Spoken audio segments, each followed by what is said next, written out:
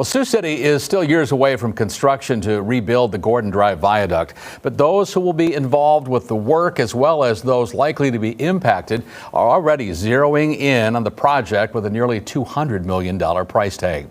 The details in our top story tonight at 6. Sioux City businesses and landowners in that area of the project are set to meet next week for a chance to learn and ask questions about that Gordon Drive Viaduct project. KCAU-9 reporter Tyler Euchner is with me tonight to take a look at what businesses hope to find out. It's a big deal. Oh, indeed it is, Tim. And both the city of Sioux City and the Iowa Department of Transportation are putting together a plan for the replacement of the Gordon Drive Viaduct. And officials want the community's input before anything is finalized. We're looking at replacing the Gordon Drive Viaduct. We'll also be replacing the Bacon Creek culvert that's under Gordon Drive. We're just very concerned with road closures and losing business. We are a small business. This is our only location, so any loss of business is tough on us.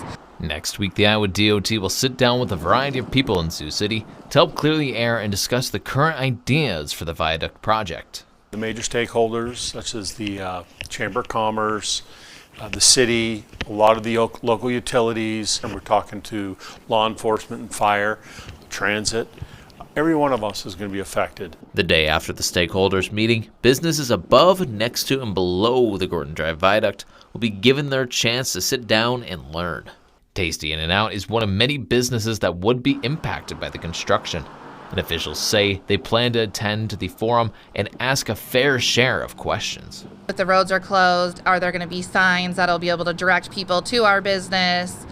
Will they know how to get here? We do have our tasty people that love it, so we know that they'll come, but it's just those extra people that drive by and are like, oh, that sounds good. They can't drive by and see it. They might not come. Officials say what they learn from next week's meetings will be used to improve the viaduct project. Number one thing to remember is the design is not set in stone. So if someone sees something on the design or doesn't think it's going to work, by all means contact the DOT, contact the city. Now, the stakeholders meeting will be April 29th, and the landowners meeting will be April 30th. For more information on that, you can go visit our website, SiouxlandProud.com. Some big questions to be asked at that meeting, more than likely. Oh, absolutely. I'd say we look forward to it. All right, thanks. Well, elsewhere tonight, a closer look at the history of that viaduct that once took traffic over the Sioux City stockyards. It was built back in 1937 and twice received some improvements in 1963 and 66. Originally 3,970 feet long, a much shorter bridge is expected when reconstruction is complete. That project also calls for the replacement of the Bacon Creek conduit, which stretches under Gordon Drive and Correctionville Road. Construction, though, is not expected to begin before 2028.